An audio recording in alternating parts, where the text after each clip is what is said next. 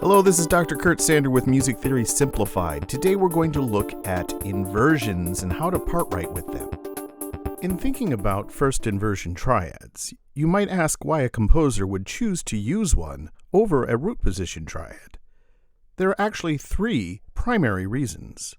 First, a composer might use a first inversion chord to lessen the strength of a particular harmony. Here in this example, we have a root position 1 going to a root position 5 and back to a 1. Note the strength of this progression.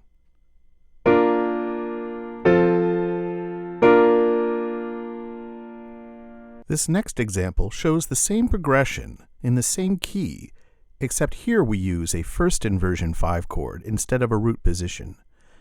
Note the difference in sound. It has a much more subtle effect.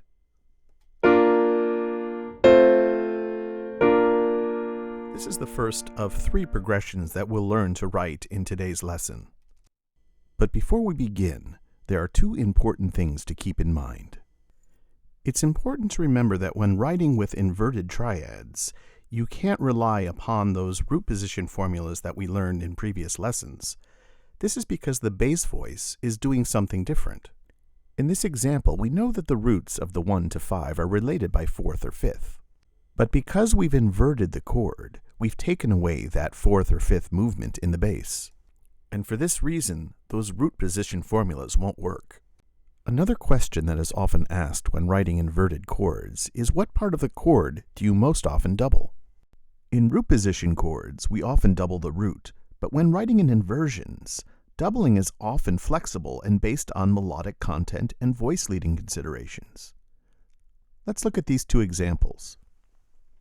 In this first example, the alto moves up a third to double the root of the 5 chord, whereas in the second example, the alto moves down to double the 5th.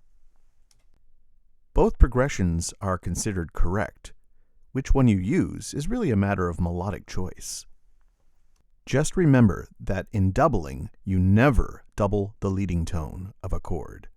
Because the leading tone wants to resolve up, this would create a situation where two voices are wanting to do the same thing. Let's take a closer look at the neighbor 5-6 progression to see how it's written. The beauty of the 5-6 progression is that it puts the melodic element of the leading tone and its resolution in the lowest voice. The important thing to remember is that between the 1 and the 5, you should keep the common tone. Here it's shown in the tenor. The remaining voices usually move by step or by third to one of the chord tones. Here we can see the alto doubling the root G.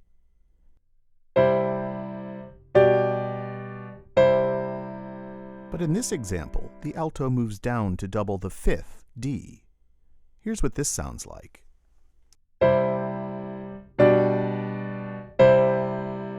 So when writing the neighbor 5-6 chord, it's important to remember two things. Keep the common tone, and to avoid doubling the third, which is the leading tone. We can see this neighbor 5-6 chord in an actual score. Here's a work by the composer Bruckner. Note in this 5-6 chord that the two rules are followed. The common tone is maintained in the tenor, and the leading tone, which is in the bass, is not doubled. The remaining voices move by step or third. Let's take a listen to this excerpt.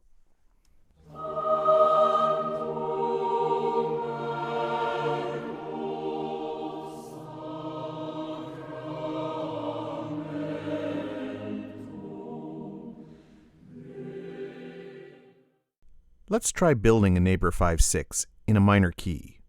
Here in G minor, the bass would be the leading tone, not F but F sharp because we always raise the leading tone in minor. Second step is to keep the common tone, and the two remaining voices move by either step or third. For this example, we've doubled the root in the soprano.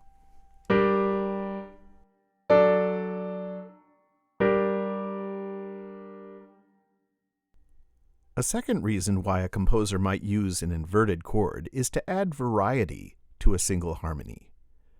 If you have two of the same chords, it's not very interesting.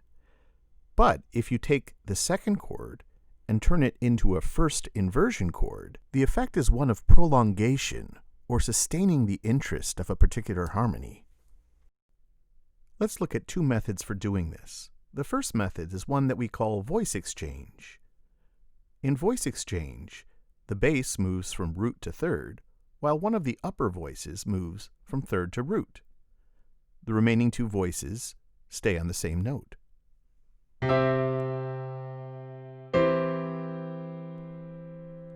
Note that in both chords, we've doubled the root. Another method for connecting a chord to its first inversion we can call the upward shift. Here the bass moves from root to third, the root is kept common, and the two remaining voices move up to the next chord member. In the alto, the third to the fifth, and in the soprano, the fifth to the root. Just like in the first voice exchange method, we end up with a doubled root in both chords.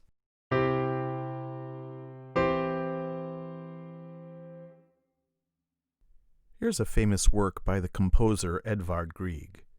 The first two chords in the key of B minor are a 1 to a 1/6. Can you tell which method is being used? Note how all the voices, except for the B in the right hand, are moving up to the next chord member. The B, being the root, is kept common. This is method 2, the upward shift. Let's take a listen to this in context.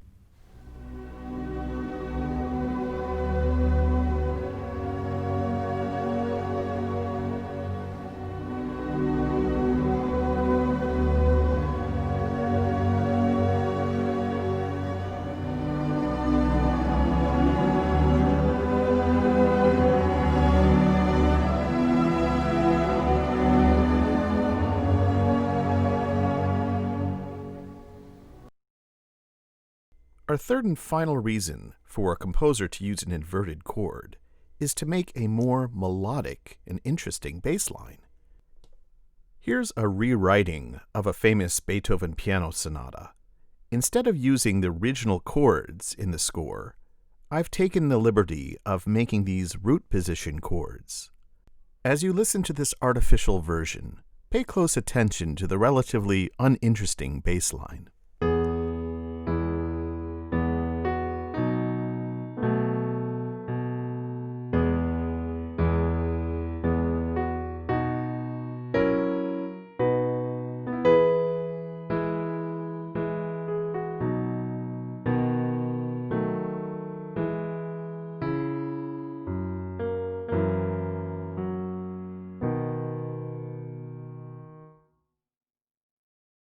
Now let's take a look at the real version. Note the first two chords are a 1 to 1/6 in E major. Note how Beethoven is using the first method, voice exchange, with the bass going root to third and the upper voice third to root. But more importantly, look at the beautiful contour of the bass line. Something like this is only possible when a composer uses inverted chords. Let's take a listen.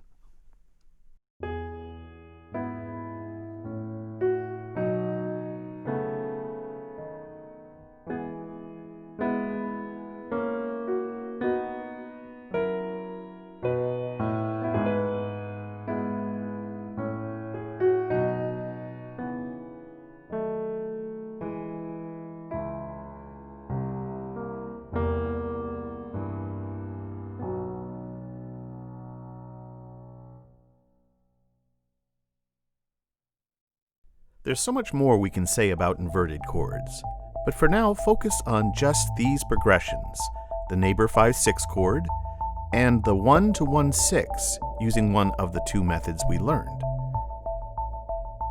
And as you begin to explore new music, pay close attention to how composers use inverted chords. Always remember that inversions allow for beautiful melodies, yes, even in the bass line.